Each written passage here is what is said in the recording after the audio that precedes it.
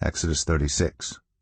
So Bezalel, Aholiab, and every skilled person to whom the Lord has given skill and ability to know how to carry out all the work of constructing the sanctuary are to do the work just as the Lord has commanded. Then Moses summoned Bezalel and Aholiab, and every skilled person to whom the Lord had given ability and who was willing to come and do the work. They received from Moses all the offerings the Israelites had brought to carry out the work of constructing the sanctuary.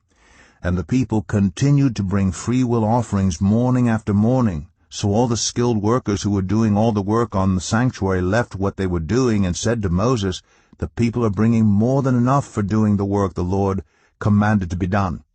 Then Moses gave an order, and they sent this word throughout the camp: "No man or woman is to make anything else as an offering for the sanctuary." And so the people were restrained from bringing more, because what they already had was more than enough to do all the work.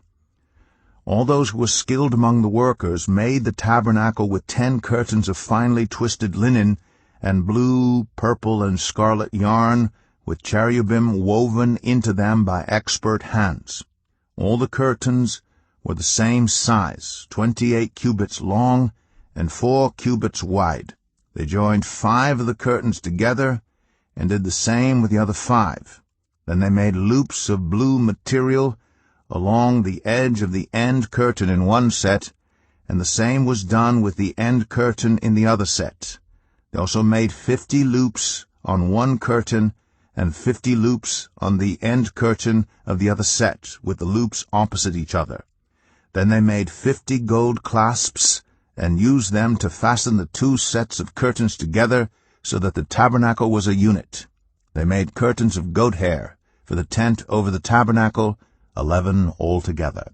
All 11 curtains were the same size, 30 cubits long and 4 cubits wide. They joined 5 of the curtains into one set and the other 6 into another set. Then they made 50 loops along the edge of the end curtain in one set and also along the edge of the end curtain in the other set. They made 50 bronze clasps to fasten the tent together as a unit. Then they made for the tent a covering of ram skins dyed red, and over that a covering of the other durable leather. They made upright frames of acacia wood for the tabernacle. Each frame was 10 cubits long and 1.5 cubits wide, with 2 projections set parallel to each other. They made all the frames of the tabernacle in this way. They made 20 frames for the south side of the tabernacle, and made 40 silver bases to go under them, 2 bases for each frame, 1 under each projection.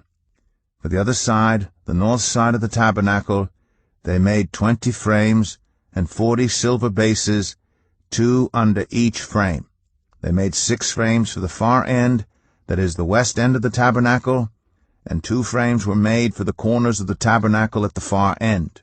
At these 2 corners the frames were double from the bottom all the way to the top and fitted into a single ring. Both were made alike. So there were 8 frames and 16 silver bases, 2 under each frame.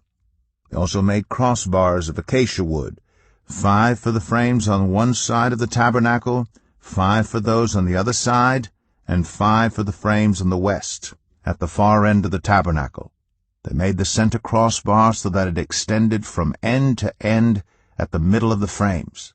They overlaid the frames with gold and made gold rings to hold the crossbars. They also overlaid the crossbars with gold. They made the curtain of blue, purple, and scarlet yarn and finely twisted linen, with cherubim woven into it by a skilled worker. They made 4 posts of acacia wood for it and overlaid them with gold. They made gold hooks for them, and cast their 4 silver bases. For the entrance to the tent, they made a curtain of blue, purple, and scarlet yarn, and finely twisted linen, the work of an embroiderer. And they made 5 posts with hooks for them. They overlaid the tops of the posts and their bands with gold, and made their 5 bases of bronze.